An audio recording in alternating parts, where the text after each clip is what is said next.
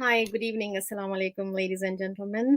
Uh, I welcome everyone today from the bottom of my heart. This is Amber Huck, your host on Channel 52. And today we're having a very important discussion on the Board of Ed elections. And I have on my forum the team, which is actually running. Thank you so much, guys, for joining us tonight. No, thank you for the invitation. I Yes, thank you appreciate for it. having us. Thank you for having us. Thank you. You're very welcome. So, and I'm going to be speaking as a parent as well. You know, how education is extremely important for any country, any society, any environment, any parent. So I personally have my own interest in education. I've been a resident for last 22 years in Patterson, you know, being an involved parent. So this is where my heart is. And, you know, beside all the other shows that I have done, you know, it has a special importance in any country or an economic reform. Education and health care is one of the two most important one. But education is because it's future of our kids. So you know, I really appreciate having this time with all three of you. So I'm gonna start and give time to all three of you to introduce yourself. So let's start with Nikema Redmond. Please, let us know about yourself. Hi, my name is Nikema Redmond, and I have been a board member for the Patterson Board of Education for the last 6 years. And during my tenure there, I have been vice president for the last 2 years. And I was part of the leadership that brought the local control back to the city of Patterson. I'm also a lifelong resident of the city of Patterson. I've been working in the community for the last 21 years, doing several different boards also in the community. So thank you for inviting me and thank you for having me. Thank you so very much. The next, I'm going to let Oshin Costello introduce herself. Yes, good afternoon, everyone. Assalamu alaikum. I have been on the board for about 6 years as well. I am running for my third year. I am a Patterson resident. I've been here since I was 3 years old. I immigrated from the Dominican Republic, like many of our students in the city of Patterson. I am a mother of an almost 1-year-old baby who would be in the Patterson Public School District soon enough. Actually, sooner than I thought because it's going quickly. But I am love the opportunity to be here to really talk about what our platform is, what we've done as well, and to really talk about and express the importance of partnering with the community. We've had some great partnerships. We just want to expand on that. So that's just a little bit about me. Thank you. Thank you so much, Oshin. And last not but the least, Mr. Manny Martinez, please introduce yourself. Yes, thank you, and good afternoon to everyone. Thank you for hosting us and for having us here. My name is Manny Martinez Jr. I'm a lifelong Patterson resident, and I've been working as an educator in the city of Patterson for close to 15 years now. I started my career as an educator teaching first grade in Patterson Public School number 11. And then I taught first grade for about 2 years. I moved on to second grade where I taught for about another 4 years. And then I began working as an administrator in the city of Patterson. I've been fortunate to work on the Patterson Board of Education now for the last 9 years, and fortunate to be working with my two colleagues for the last 6 years. So for me, my work in education is very personal. It's my passion. It's my vocation. It's my undertaking. Really, what I feel is my calling. To serve the students and the families of the city of Patterson. So. Again, I thank you for putting us here and bringing this together, and I look forward to having an outstanding conversation this afternoon. So let's go. Okay, so let's get started. So the first question that I have is, the theme that you guys have, Patterson Children First. I want to know that, how did you guys came up with that, and what's your vision and mission behind it? And whoever wants to go first can take it from there.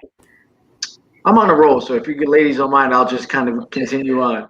The notion of Patterson Children First really emanated from the notion of decisions that we make always being child centric, always based on what is in the best interest of the children that we're serving each and every day. So when we make decisions, Be it fiscal decisions, or be it decisions that have to do with curriculum or operations or governance and things of that nature.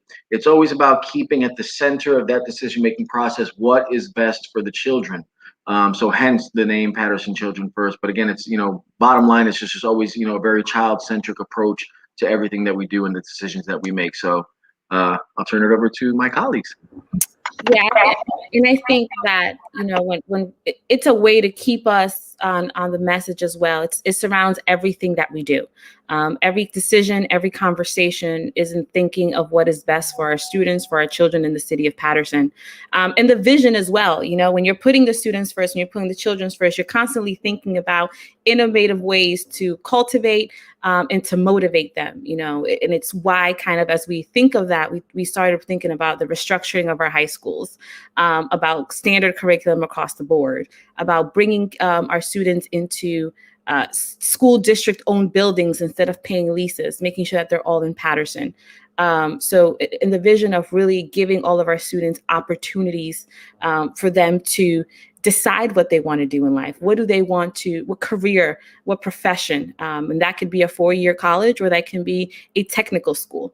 What type of employment. So when we chose that theme or that slogan, because it really just revolves. And every day when we go into a meeting, when we go into a committee meeting, when we log in, that's our first thought, is putting our children first. And that's how we've been able to work off decisions.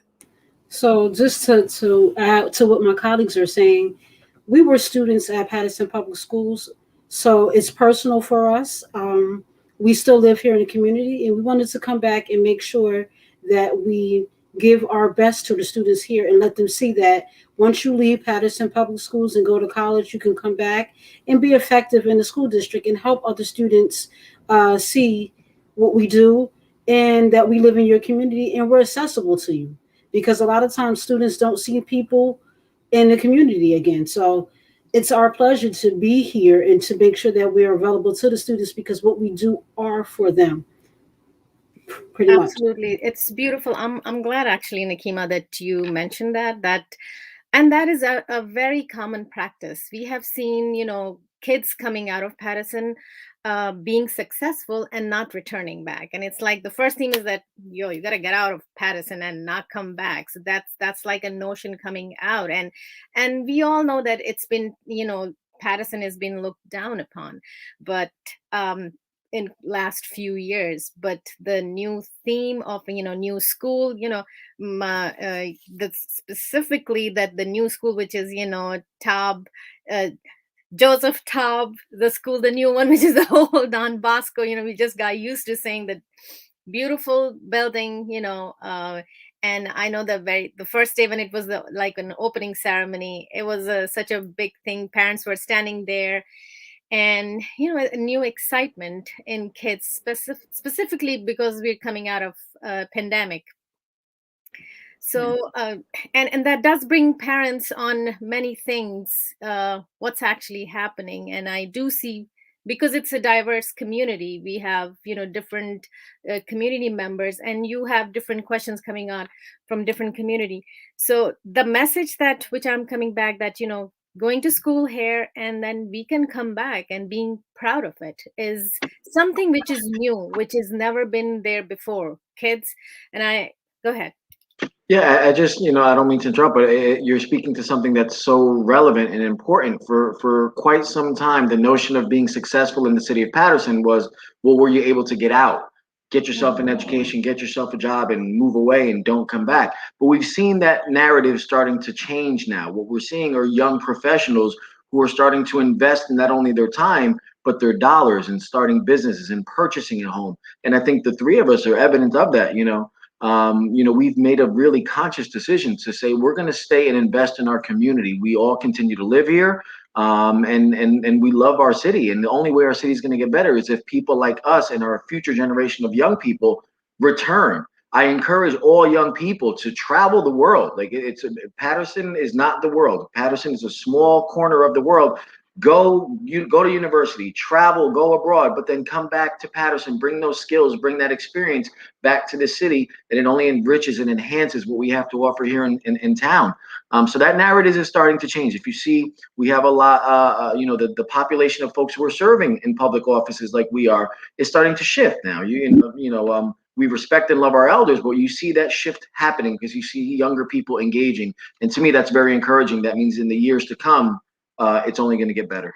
Yes, absolutely, absolutely. Because I think Patterson was the first district where, the Eid festivals, now you see it's, this district is closed for it. The halal food is there. Well, we'll talk about food also. There's things coming with the food. But yes, the narrative is changing. Go ahead, Oshin, you were going to say something. No, I completely agree. I just wanted to add, we have the TAO school, which is great and it's new, but we were able to onboard School 16 and as well Dr. Hania Wadala. It's been a few years, but it's still, less than 10, they're brand new. And hopefully we're beginning the conversation or beginning the program of a new high school. So hopefully that'll be something for all of our students that we'll have in the very, very near future. Yes. So I do want to acknowledge, the audience who has joined with us. We have Mr. Salahuddin, we have Amir Hamza, Faryal Meher. These people are joining actually from internationally, saying hi to candidates. The question I'm going to take from Faryal is, they all are appreciating Patterson is an amazing city, especially because of its diversity and multiculturalism. I'm going to take Faryal's question about the teachers that she said putting children first is a great initiative and kudos to the panelists, but how is the Patterson teachers shortage issue being addressed? So I'll jump in to start with that. Sitting on personnel, we've seen since the pandemic started, we're losing teachers left and right.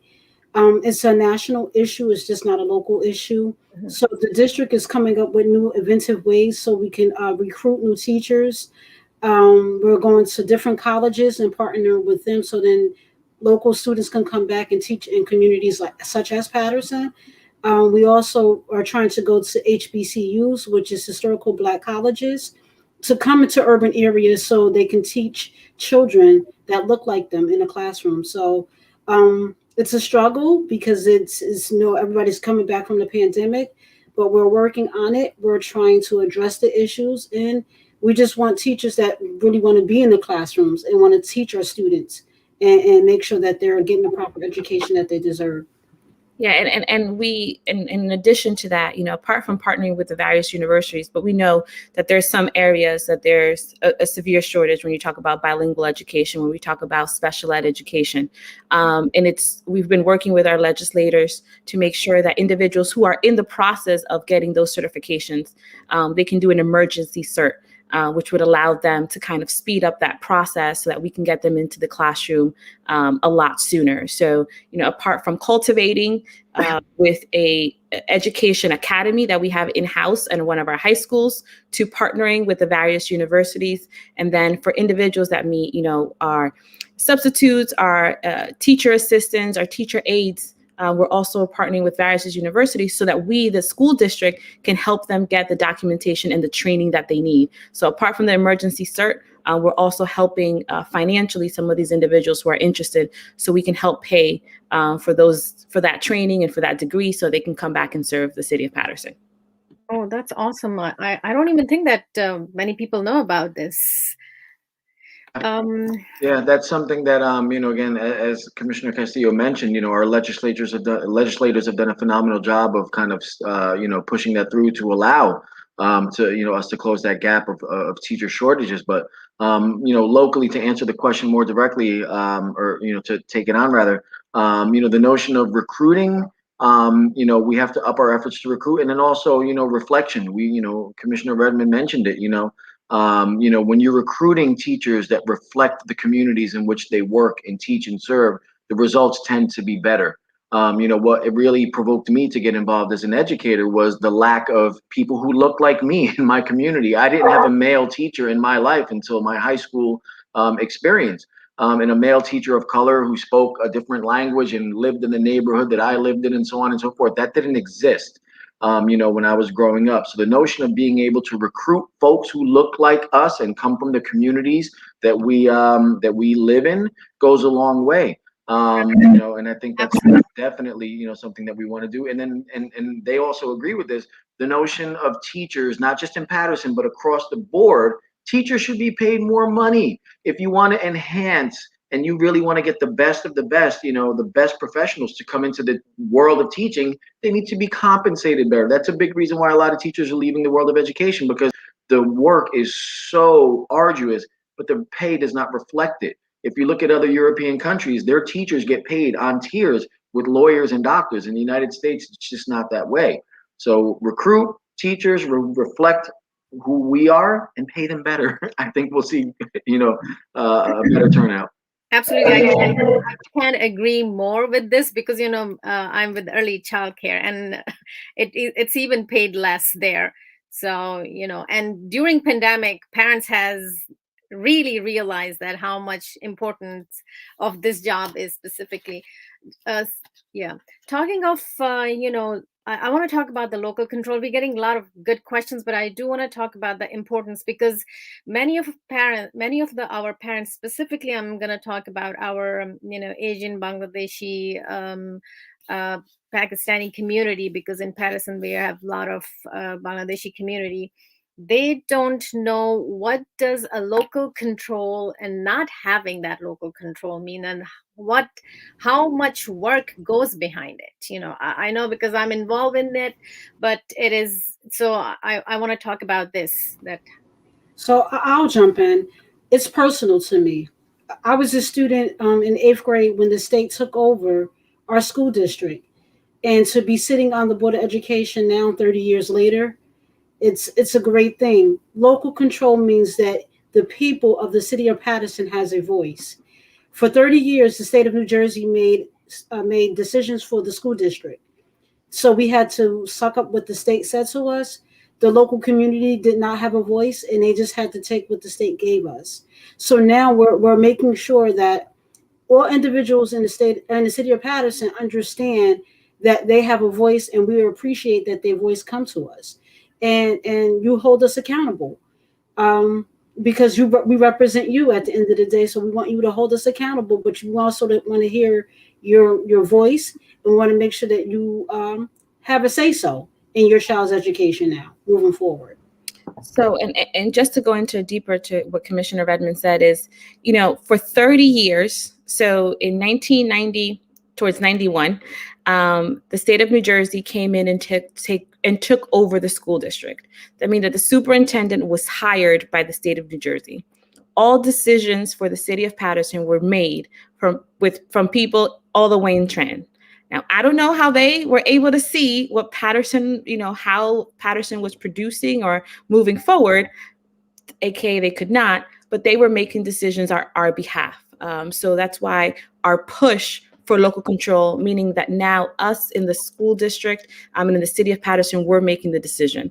For the last almost 30 years, all the individuals on the board were advisory members. Granted, we had a great relationship with the state, so we acted like a real board. We had a good partnership, but at the end of the day, the superintendent who was chosen by the state had the veto power. So if we voted at something that they did not agree on, they can veto our decision and make the decision that they chose. For the first time, that will no longer happen. As of January 2021, and when officially we received local control, that means the members on this board and the community are able to make these decisions in partnership, and they stay. We are make the final decision. So which is mean hiring a superintendent, working on the budget, where some of this finances go, and when we talk about partnering with personnel and engagement. So these are things that we now control in the school district. So that means the community controls as well. So that is why it's so important. Now you have a say in your child's education and everything that comes with. Yeah, and if I can just put the bow on that, because my two colleagues, just expressed it perfectly.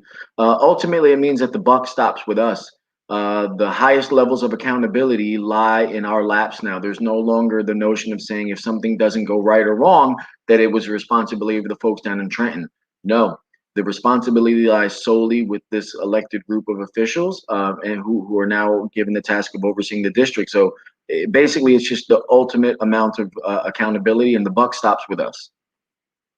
So it is actually a good thing for all the parents, in just, plain language, to say that people who we put in the office now are accountable, and they are reachable too. So, and for parents out there, we also have a responsibility towards our kids to get involved. We cannot just say that, these people are there, and it goes, you wouldn't know what as parents need. So it's time to, give your opinions, and let us know as you're concerned. I'm going to take a couple of questions here. Amir Hamza is asking, in comparison to neighborhood schools district, what is Patterson School District's lacking most? So Farah, can you please put that question on? So I can talk about the infrastructure. We have 54 schools, and out of the 54 schools, I think we have 17 that's over 117 years old. Um, we're trying to fight for dollars so we can take some of those older schools offline so we can produce new schools. It hurts us because we can't add always the technology that we need to go in those buildings because we're afraid that the infrastructure just won't hold it. It has been talk with our legislative team down in Trenton to talk about the infrastructure of our schools, and they're hoping us trying to get dollars to change our schools. If you notice in that school 14, which is in a neighborhood in the Bangladesh neighborhood, we took that offline because it was not safe for our students, and we took another school, which is school 17, again, which was not safe for our students. So we're fighting on the behalf of students to try to make sure that they have the best facilities possible, and making sure that they have safe schools to attend. Yeah, so to piggyback off of what Nakima was saying, we have, and it's on record, documented in the state of New Jersey, that we have the oldest facilities of any school district in the state of New Jersey. So when you think about that in a very practical, logistical sense, the infrastructure in the schools don't support, for example, having air conditioners running in the summertime when it's extremely hot. Because if you plug in too many air conditioners, it's going to short circuit the wires in the building, and they're going to lose electricity. So we can't have air conditioning. Same thing happens in the winter when it's too cold. You can't plug in those extra heaters because it's going to short circuit. So those are by far some of the biggest challenges that we face as a district. The notion of our infrastructure being so old and outdated. But as Oshin mentioned, we have the new Taub school, School 16, the Hani Awadala school. So we've had some small successes, significant successes, but small ones, but we still need so much more. A notion of how this came to be that can't be overlooked is that we've been, as a district, underfunded for the last 12 years to the tune of close to $280 million. So when you take a city like Patterson that's already lacking in resources, and you subtract $280 million from our potential budgets over the course of 10 to 12 years, we're going to suffer for it. And we have suffered for it in the way of our infrastructure and so many other things. But that is something that, it's the top of the list, I would say, as far as, things that we need to address to ensure that our students are getting the best possible, education by providing them safe and, updated, schools for them to attend.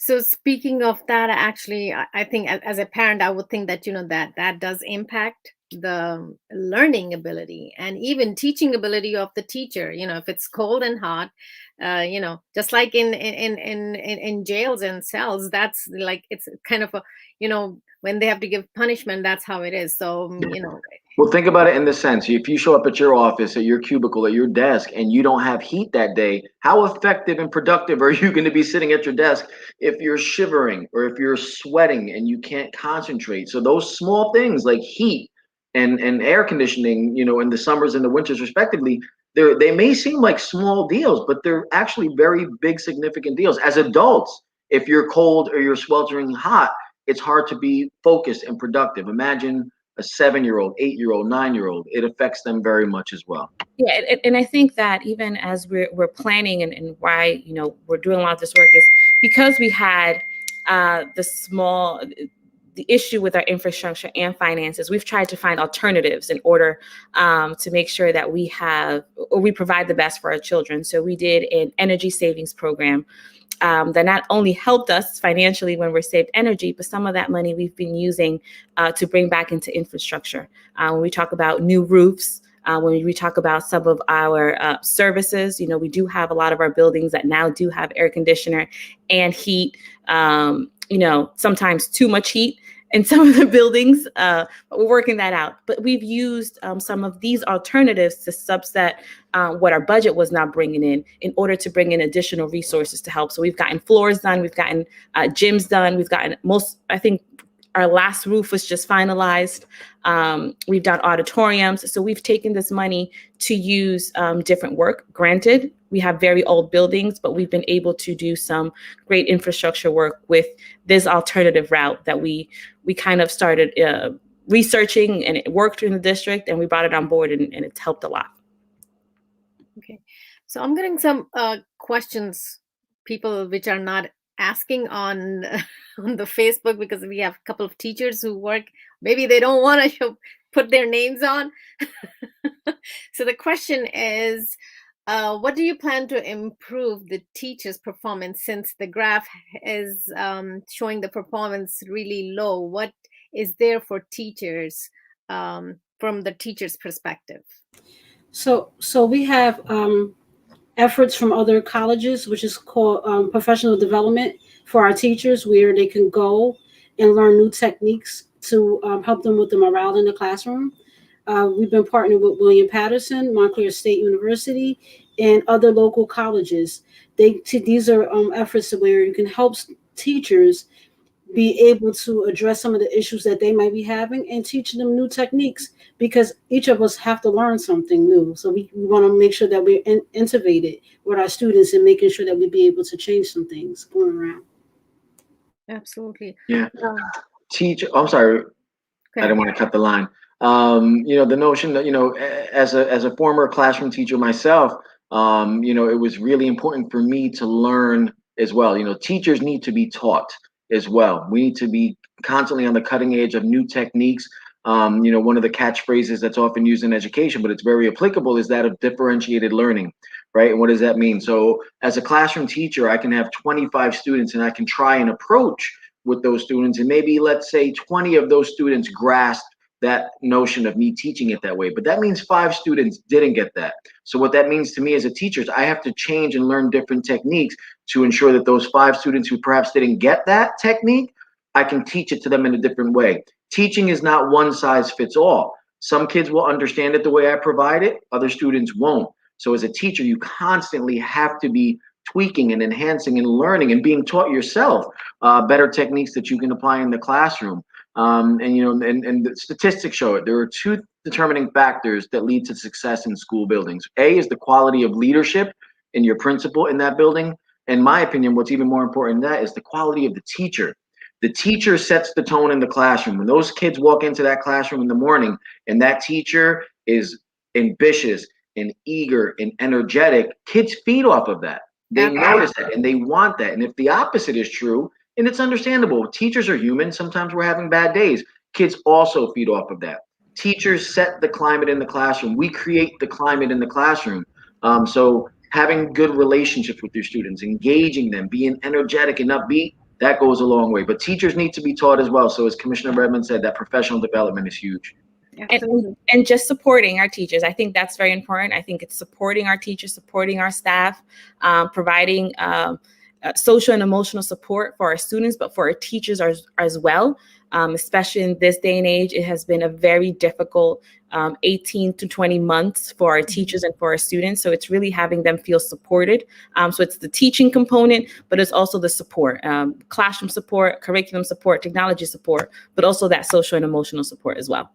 Absolutely. I agree. And I want to, there's bunch of comments coming from people, Faryal Meher is saying yes, because pedagogy trends keep changing. And as a professional development, we do know that myself as a professional development coach, I know we need this keep changing. And at the same time, we do talk about counselors for kids. Where does the teachers go? So they do need that team build up, and it has to go together. I give this notion about triangle, parent, child, and teacher all have to work together.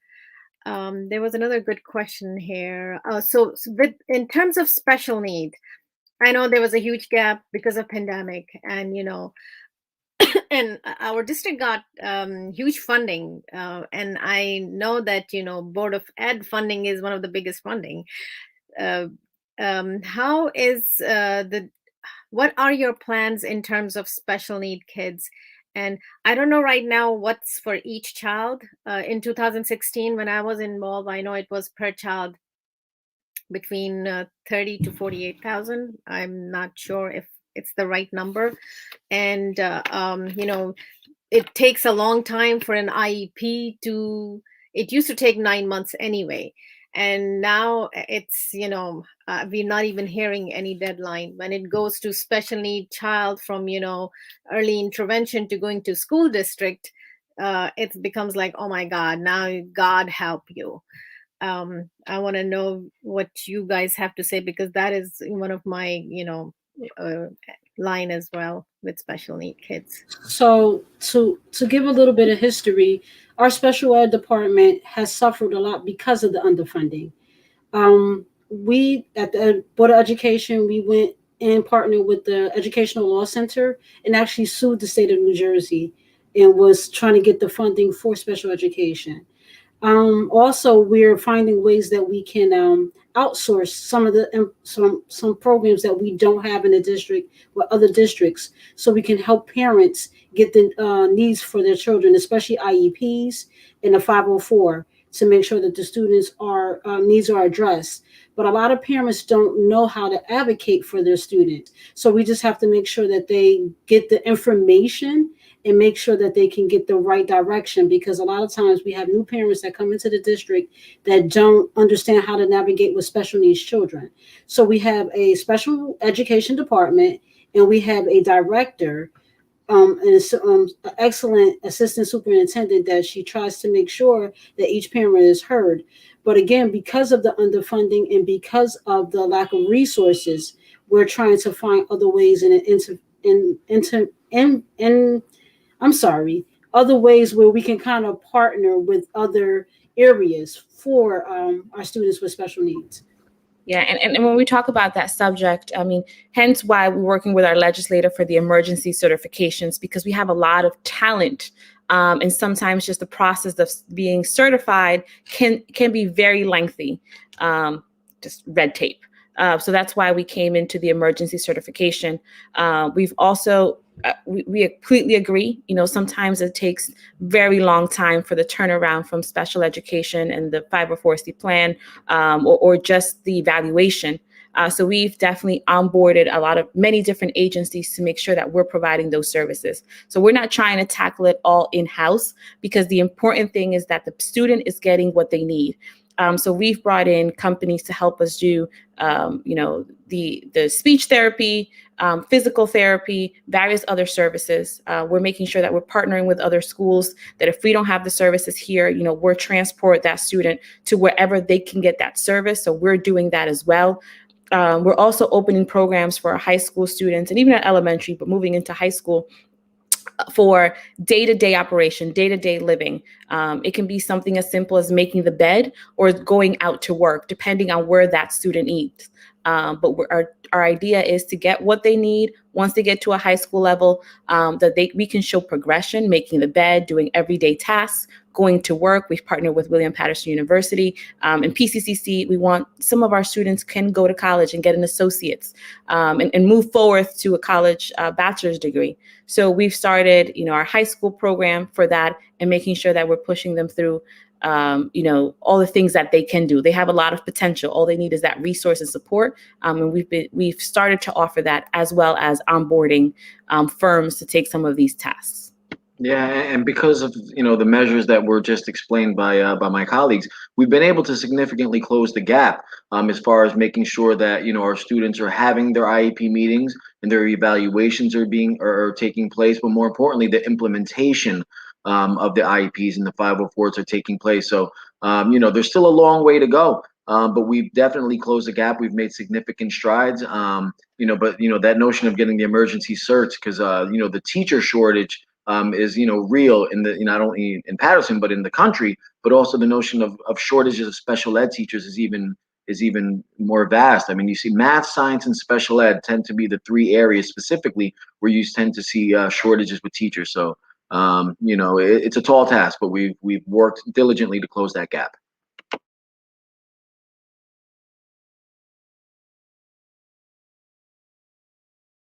Sorry, I was mute. There was oceans of questions rising, and I'm having hard time keeping. And it's all good questions. What are your standard as it's related to charter school versus Patterson Public School? So that is one question because I know it's directed to Mr. Manuel.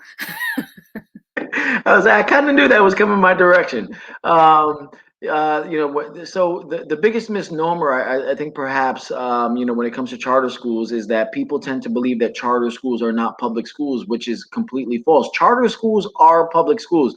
They're not private schools. There's no tuition being paid, for students to attend the charter schools. Essentially, charter schools are, in my opinion, I don't want to speak for anyone else, and if they agree, they'll certainly indicate that. But charter schools to me represent the notion of choice. Simple. You've seen an uptick in enrollment in charter schools, and I think that's because parents, are choosing better, are looking for a better academic environment for their students. And I would never blame or fault a parent for seeking something that they feel is better for their students. So to me, it ultimately comes down to choice, and it should also be noted, that I've experienced, firsthand parents who went from charter schools to public schools and it just wasn't a fit. They preferred to go back to the traditional public school. But I've also experienced students from charter school, from public schools to charter schools. So again, to me, it's simply a matter of choice, allowing the parent to make that choice for what they feel is better for their son or daughter. Yeah, absolutely. And each child is different as well. But I do have to say that, because my kids went to both, charter school does offer a lot of, choices for parents to get involved. They yeah, the charter school. I don't want to bogart the charter conversation, so I'll let you guys. Happening after saying charter school. So yeah, I mean, I completely agree with my colleague, with Manny. It's about choice, whether it's parochial school, whether it's private school, whether it's charter school, wherever you think it's best as a parent for your child to attend. I think that's what you should do, and we support that. With charter schools, they're public schools, they're all of our students in the city of Patterson. They're all Patterson students. The budgets for the charter schools are different. Their funding is different in what they do and how they break things down. So there is a big emphasis on parent engagement. They also tend to have nicer buildings as well, newer buildings. But that's because, historically, that's how they've assessed their building. Out of a $280 million shortage, we've done some great events for parent engagement. We have the parent engagement department. We translate everything. We have our crazy number of robocalls that come out. I know they can get annoying sometimes, but they do carry important information. We get them too. So we've made huge strides to parent engagement, but I think partnership with the charter schools has been great. They're all of our students, and we have been able to work in conjunction with many of our charter schools, if not all of our charter schools in the city of Patterson. And if I could just double Dutch read him real quick before I because Oshin hit something really cool, and then I'll turn over to Nikema. The notion, when we talk about fiscal responsibility and being able to handle our budgets better, there's so much potential opportunity for charters and traditional publics to overlap and share resources in the way of professional development and things of that nature. Because at the end of the day, let's not lose sight of the fact that these are Patterson students that we're teaching. It's not like we're bringing students in from neighboring communities. No, these are our Patterson kids. And if a best practice is working in a traditional public school, why not apply it to a charter school and vice versa? So there's beautiful opportunities for to synchronize between the two. And I think that potential is there. So I'm sorry, Nikki, I just had to throw that in. Go ahead. No, that's great. I see it as a partnership. At the end of the day, we talked about the infrastructure. If we did not have charter schools, a lot of our students, we will be busting at the seams. Our facilities wouldn't be able to hold them.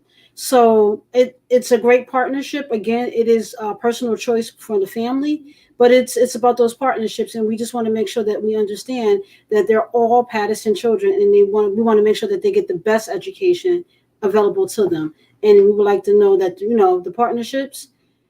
This is why it's important that you guys ask the questions and hold us accountable. And with us as board members, we try to reach out to charter school board members to find out what they're going through too, because we don't always know what they're going through, and they want to make sure they want to understand what we go through as board members too. Okay, so I have a question here. It's been asked how you assure elimination of ignorance and misappreciation of school funding if not benefit by students, and what accountability system you will have for that system and policy. Farah, if you can just, I know it's hard to put that clear.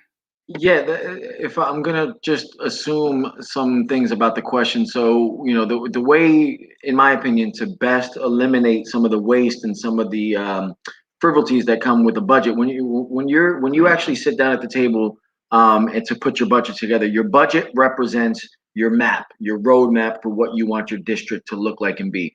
So in real sense, if you don't put money behind the notions that you're trying to accomplish through your budget, then it's not real. So I can say, oh, I want to have athletics and I want to have these after school programs and I want to do all these wonderful things. But if those things are not reflected in my budget through real dollars that will make them come to fruition, then it's just a lot of nice talk. So the best way to ensure, and again, I'm trying to interpret the question appropriately, is to make sure that through our budgetary process, that line by line, every dollar that we're allocating is going towards programs and things that will affect and have impact directly in the classrooms.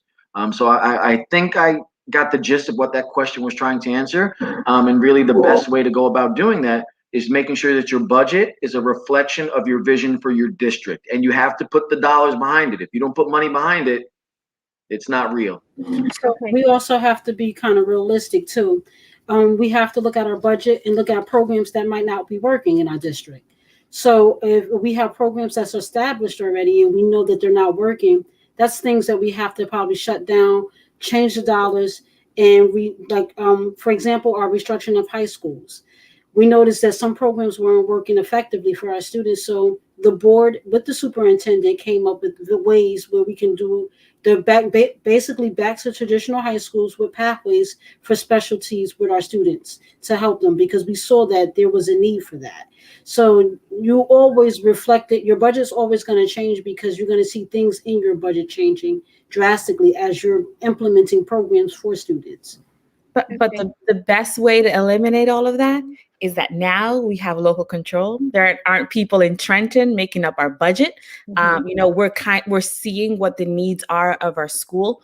The board is now reviewing the budget. I mean, we've always reviewed the budget. We've always taken part in the budget, but I think it's different because now our decisions are final decisions. We've made two very good ones, and we were paying leases buildings where we had students when we had buildings available that were empty.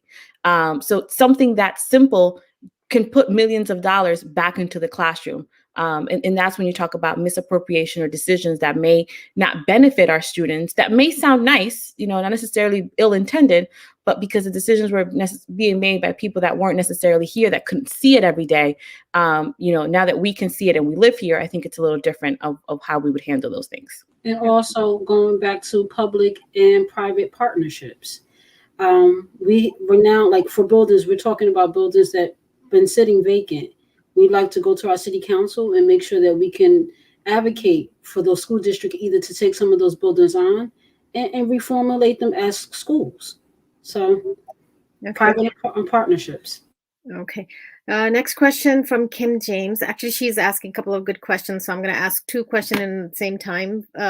How can the school board be more accountable to the public on students' achievement, school performance, and progress over time. And her next question was, does the Board of Ed work with small nonprofit that also have resources for children?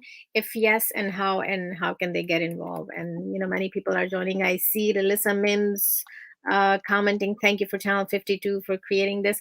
So go ahead and take this question, whoever wants. I'll jump on the first portion about, or the second question rather, about nonprofits being able to partner with the district. So we have a fantastic PTO, Family Community Engagement department, and that's probably the most easy and accessible way to get those resources made available to folks in the district.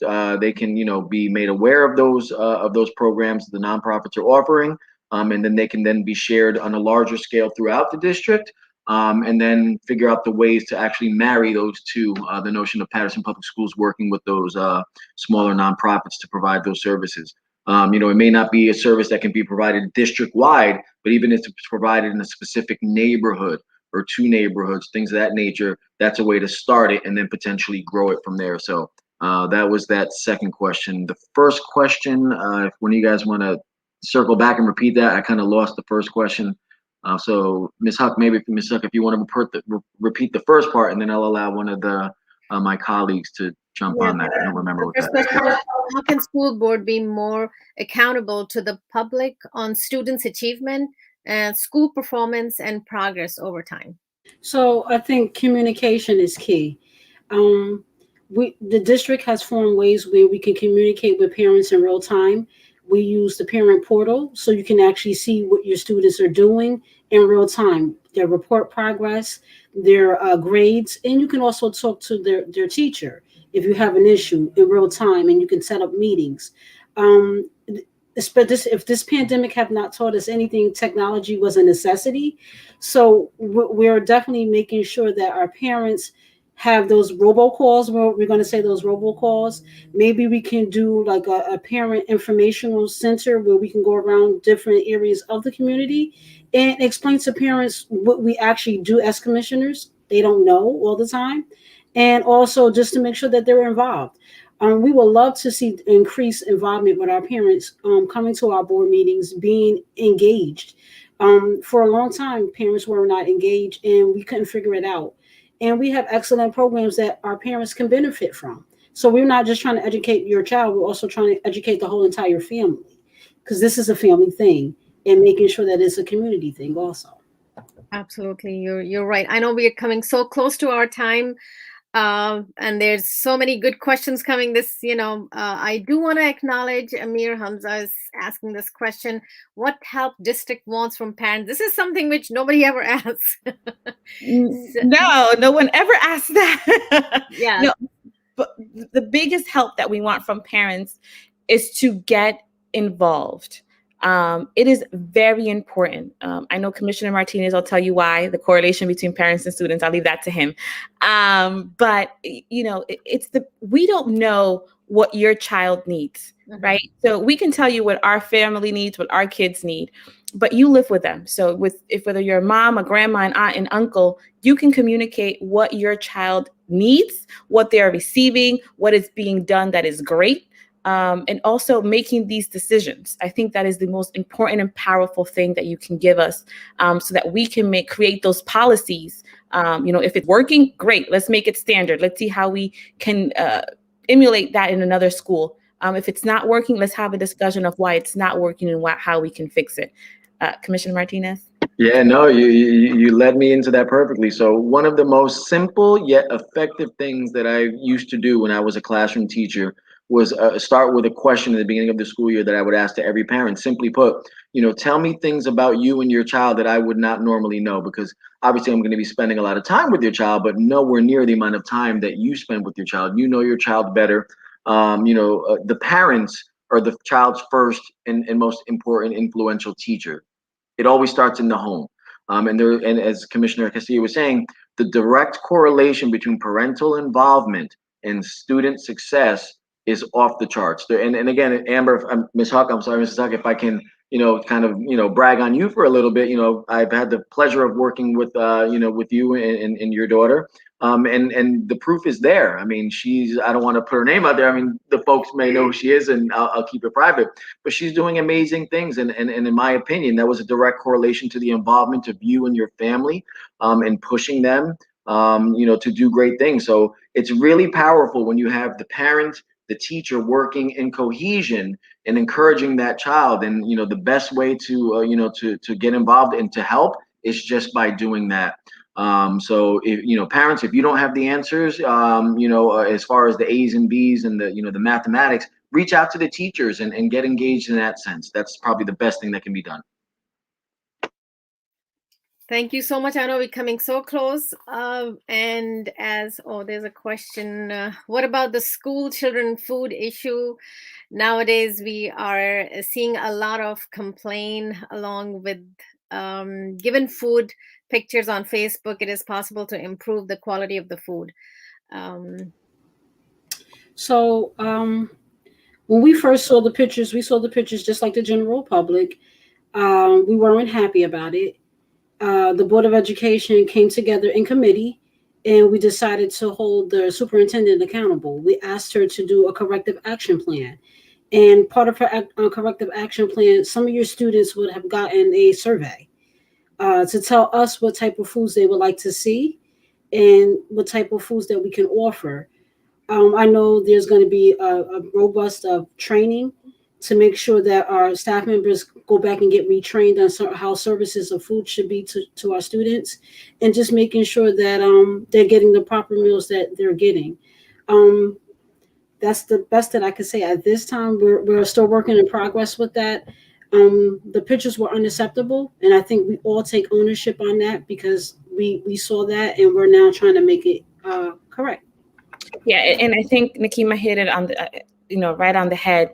It's unacceptable, right? That's the first part that we have to say. Our students are the very best, and we know how important nutrition is, but I think it revolves a lot around the training. Before these pictures, before the last few months, in 2018, we had opened a breakfast program for all of our students. We also piloted a dinner program for students that participated in tutoring or after school programs, that they were being given dinner before they went home. So I think, there was onboarding of new staff, maybe a lack of training. And it's not to say that this is how you excuse, but these are some of the realities. And it's how do you work with the individuals who are in that department, because it's an in-house department. How do we work with them to make sure that they have the best training and they're giving our students the best foods, but also that our students have a choice in what those foods are. So there is a survey, like Commissioner Redmond said, from kindergarten to 12th grade. Obviously, our babies have little pictures next to them so that they know what the food is. But it's really supporting that effort and working together to expand better food services and even expand our halal program at Kennedy, and giving them choices and varieties. Yeah, absolutely. I really feel the necessity of, having these kind of discussion more. And I know we went overboard the time. I just wanted to acknowledge the last question from Merlin Dementrino. Sorry if I'm mispronouncing your name. It's saying maybe next year they do this earlier, as many already voted by the mail. And I do acknowledge this, candidates are busy and it's difficult to get the time, but, I myself is planning to, have more parent meeting and, bring these concerns to you. Sometimes parents are busy. Actually, parents are busy all the time. Before we finish, I just want to quickly go through, the ballot. On most of the time, I know that many of my friends do this on the ballot. I know Board of Ed, it should be on the top because education is important, but, we're not changing this. The questions on this side, these are actual questions. So we really please pay attention to these. And it does matter. I'm not going to go into details because I want you guys to do some homework. The people out there, there are two important questions about, gambling and, marijuana. And, please pay attention to that. And it does matter. So it's not that the government is just deciding something, we got the choice to respond to these questions. And having said that, I really appreciate your time. And there's many more opportunities coming. I would be asking for parents to get more involved. And again, the ballots are open in Passaic County. It's ICPC is open Monday to Sunday. And I am actually going after this to vote. So I'm not missing out. So it's from morning 8 o'clock till 10 o'clock. If I'm not mistaken, it did start yesterday. I think the hours may be, and correct me if I'm wrong, guys, from 10 to 6 on a daily basis. So starting yesterday, the polls open from 10 to 6. Okay. And there are two locations in the city of Patterson. One is ICPC, which is located on the east side part of town by the park. The second one is on the west side of town at the fire station on McBride Avenue. So you have the next 8 days now, because yesterday's passed, 8 days to go out and cast your early vote. Again, the most important thing is to go out and vote and get engaged. And you have 8 days until the actual election day to go and vote. Yeah, and there's a lot of good food spots in the middle. You guys can stop and eat a lot of good halal food. Having said this, I know we did not get the time to recognize, and you guys didn't get to say about, there are been good accomplishments been, and I did wanted to talk about the, high school, the International Baccalaureate program. If you guys can quickly just say, because I really do want people to know about it. Go ahead. Yeah, so I get excited by this question. So in the state of New Jersey, there are only 17 international baccalaureate programs. In the Passaic County, there is only one, and it is located in Patterson, New Jersey International High School. So we can boast on that. Here's the other thing when you talk about the International Baccalaureate program. The average of the 17 districts that have that, they on average graduate 2 scholars from that program. Patterson graduates on average 4. So we're doubling what the state of New Jersey is putting out every year, and that's a direct testament to the hard work, the dedication, to the talent, and the intelligence of our young people here in the city of Patterson. So thank you to everyone at the IB program. There's one in particular that I'm very fond of, and shout out and kudos to her. I'll keep her nameless. So to add on, we have our Gifted and Talented program, school number 28, which is a blue ribbon school in the state of New Jersey. And we're just got announced that we're number 1 in the state with our elementary school. So kudos to the staff and also to our teachers there. It's exciting to see our young people excelling in this environment, especially with the social and emotional skills that's going on throughout this pandemic. So we have to give the staff and the parents and those students a big round of applause. So just quickly, very quickly to add, we have the IB program, Gifted and Talented. We have PTech, which is a partnership with IBM and Passaic County Community College. We're talking about restructuring our high schools. We already did our administrative subside. So before we had 5 principals, 5 vice principals, and a ton of individuals there. We're restructuring to meet the need of our students. We're also moving on to phase 2, which is new academies. Some are working great. So we want to give some technical opportunities for our students and making sure that those people who are teaching are practice that technical support. So if you want to do law and public safety, you want to make sure that you get your education from a police officer or a lawyer. That way you're getting that real, not only theory, but real and practical information as well. We're getting out of leases, moving into buildings that we own, so we can take that money and move it into our buildings. Patterson Catholic will be coming soon as a new high school. We're restructuring, making sure that our buildings have the Perithium boards in the classroom, so has that big digital screen that helps students.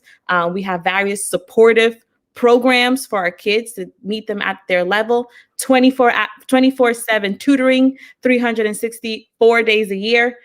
So those are just a few of those things that we brought in social and emotional supports in all of our buildings.